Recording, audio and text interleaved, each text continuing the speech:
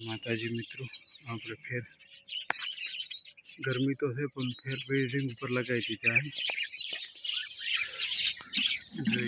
માટલી पास लगाई दी ब्रीडिंग में आई गया अमुक अमुक अंडे भी आई गए। कॉकटेल उसका भी अंडा आ गया। बच्चे आए कि नहीं आए को मालूम नहीं। तो अंडे ये जावा है, जावा भी अंडे पर आ गए। ये दोनों भी बच्चों पर आ गए हैं।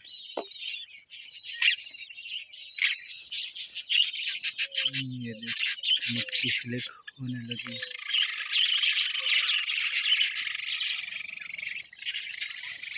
आपको आ वीडियो पसंद आए तो लाइक सब्सक्राइब शेयर करना भूलता नहीं। ब्रीडिंग प्रोग्रेस पण देखाड़ीश केवी रीते आवे छे।